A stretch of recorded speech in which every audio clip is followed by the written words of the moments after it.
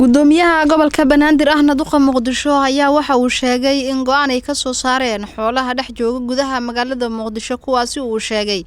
in magaalada ay ka xareynayaan wareegto uu soo saaray gudoomiyaha una warbaahinta u akhriyay afayeenka maamulka gobolka Banaadir Saalax Cumar Xasan ayaa lagu sheegay in laga bilaabo maanta magaalada aan lagu dhex arki karin xoolo socdo oo ay cidna la socon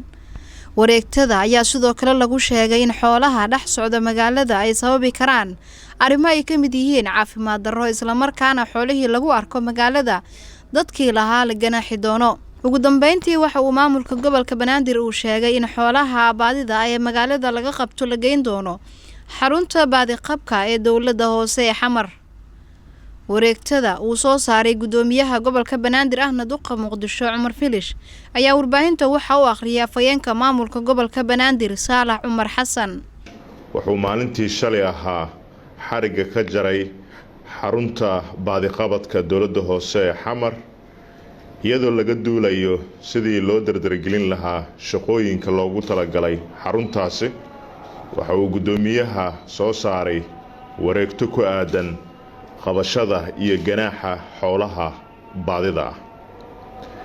gudoomiyaha markuu arkay dastuurka Jamhuuriyadda Federaalka Soomaaliya markuu arkay sharciga maamulka gobolka iyo kan degmooyinka dalka ee number 6 soo baxay 12 bishii labaad ee sanadkii 1980 markuu arkay dhibaatada xoolaha baadida ay ku hayaan magaalada Muqdisho markuu hubsaday xanaana xumada haysata xoolaha ku dhaqan magaalada Muqdisho taasoo ah arin u baahan in si degdeg ah wax loogu qabto maadaama ay waajib tahay in la ilaaliyo xuquuqda xoolaha markuu la tashaday gudoomiye ku-xigeenka qaybta arrimaha bulshada iyo taliska ciidanka ilaalada deegaanka Xamar wuxuu soo saaray xeerkan qodobkiisa koowaad oo ku qoran yahay mamnuucid xoolaha baadida ah laga bilaabo maalinta xeerkan la saxiixo waxaa dadweynaha xoolo dhaqatada ah ee ku dhaqan 17 degmo ee gobolka Banaadir lagu wargelinayaa in la mamnuucay hadda wixii ka dambeeya oo aan la ogolaan doonin xoolaha baadida ah ee dhaxmaraya ama dhaxmeereysanaya magaalada gudaheeda haddaba waxaa milkiilayaasha la farayaa in xoolahooda ay kuna ceshadaan guryahooda maadaama xoolaha baadida ah magaalada Muqdisho ay ku hayaan dhibaatooyin iyo caqabado badan oo ay ka mid yihiin caqabada la xiriira dhanka isku socodka magaalada Muqdisho caqabada la xiriira dhanka caafimaadka iyo nadaafadda caqabada la xiriira bilicsimada magaalada qodobka labaad wargelin waxa milkiilayaasha xoolaha ku nool 17 degmo ee gobolka Banaadir lala socodsiinayaa in la bilaabo howlo la xiriira qabashada xoolaha baadida ah ee dadkii lahaa ee dayaceen waxaana la geyn doonaa xerada xanaanada xoolaha dawladda hoose ee Xamar halkaasi oo lagu xanaaneyn doono muddo kooban waxaana la ganaaxi doonaa neef walba shuruuc iyo xeerar ganaax oo u degsan dawladda hoose ee Xamar sida ku xusan qodobka 3 ganaaxyada xoolaha waxayna ganaaxyadaasi ka bilaaban doonaan lacag $10 ilaa iyo $30 u dhaxaysa haddii xoolaha baadida ah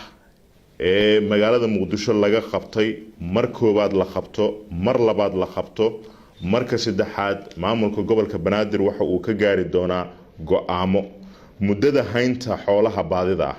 xoolaha baadida ee la soo qabtay waxa xerada xanaanada xoolaha ee dawladda hoose ee Xamar lagu hayn karaa oo kaliya muddo 30 cisho ah waqtigaas wixii ka dambeeya waxaa deeq kaalmo ahaan loogu wareejin doonaa xarumaha mudan ee ku yaala magaalada Muqdisho sidoo kale xoolaha baadida ah ee 2 jeer la ganaaxay mar saddexaad waxaa la wareegaya maamulka dawladda hoose ee Xamar iyadoona sidoo kale lagu wareejin doono xarumaha mudan in loogu deeqo markasta waxaa go'aanka la wareegitaanka xoolahaasi baadida ah qaadanaya ama go'aankeeda iska leh gudoomiyaha gobolka Banaadir ahna duqa magaalada Muqdisho qodobka 5 fulinta xeerkan soo qabashada xoolaha baadida ah ee magaalada ku kala firarsan xanaaneentooda iyo fulintooda ganaaxyada xeerkan ku xusan waxa intaba u xil saaran taliska ciidanka ilaalada deegaanka ee Xamar